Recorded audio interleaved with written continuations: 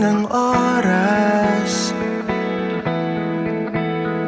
sa haba ng panahon, kulang ang bukas. Inad niya po ako sa Facebook, tapos inaccept ko po siya. Pero ako po yung unang nag-chat po sa kanya. Nabat niya po ako inad sa Facebook, ganun. Nagpakipot pa nga po siya, i-answering ko na lang daw po siya. Sabi ko hindi po ako, tinatanong ko lang kung ba't inad niya ako, baka kilala niya ako, ganun. Yung pala, crush niya na po pala ako, no, kaya inad niya po ako. Na binibilang ko na ngayon.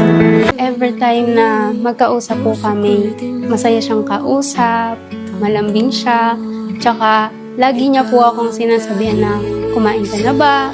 Ano ginagawa mo? Kamusta ka na ba? Ganun po. Kulang ang araw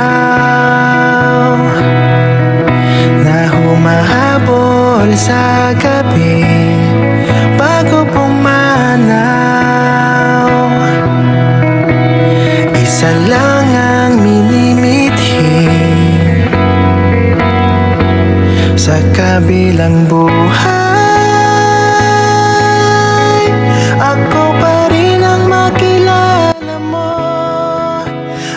Ang unang-una ko po kasi nagustuhan po sa kanya, kapananampalataya ko po, iglesia po siya.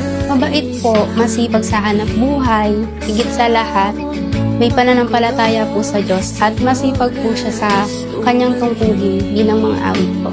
At sana'y maulit pa na mahalin ako, na para bang walang nagbago.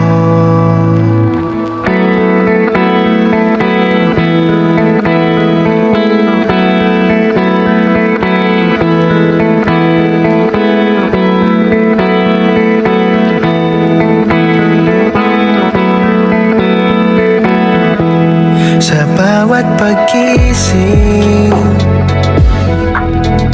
hahalikan ka ng kaibiin, at sa takip silim, sabay na tayong aantukin sa kalwalhatian, pagsasaluhan ng walang hanggan sa Diyos na may awa. Doon kita muling mahahagan sa kabilang buhay. Ako pa rin ang makilala mo. At sana'y maulit pa na mahalin ako, na para bang walang nagbago. Yung hindi kong malilimutan po yung yung unang panliligaw ko po sa kanya, na binigyan ko po siya ng bulaklak na napaiyak po siya. Napil ko po doon na siya na po talaga yung gusto ko pong makasama habang buhay.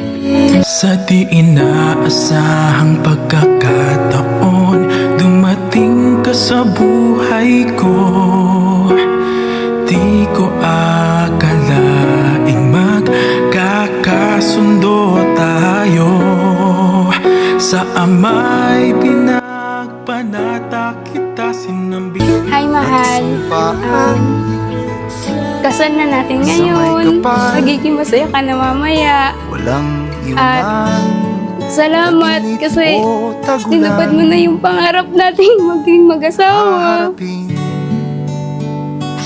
Bawat At salamat kasi dumating ka sa buhay ko.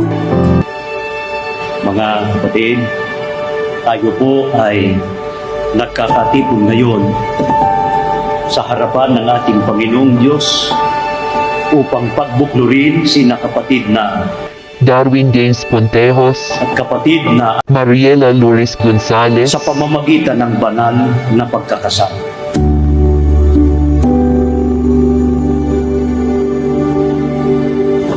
Nakikita ko po sa kanya po na magiging mabuti po siyang asawa, kasi po napakaalaga po niya, napakaasikaso. Mabait po siya talaga.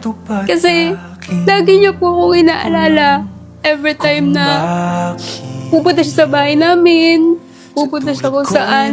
Lagi niya akong inaalala na, uy, baka hindi ka pa kumakain na. Kumain ka dyan. Sa akin na patingin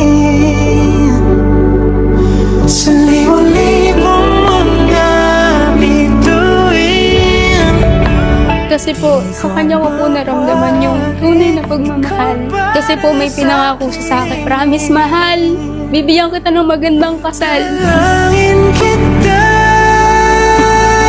ikaw ang hiling sa ating Ama.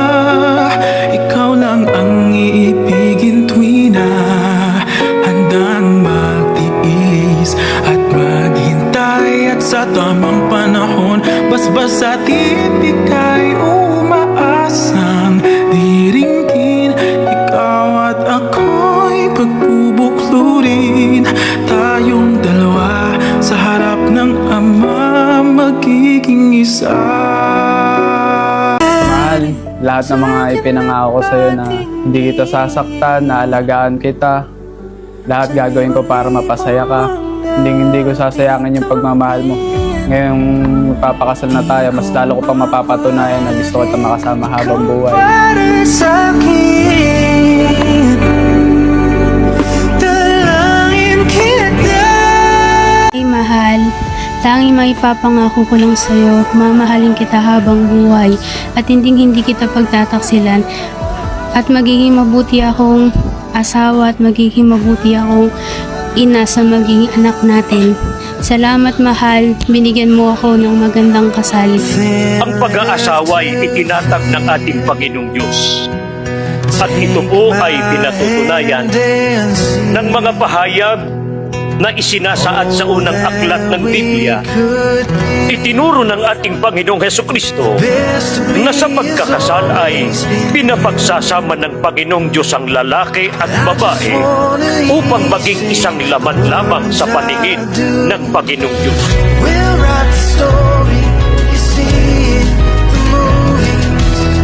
We'll have a strong love, the whole world dreams of.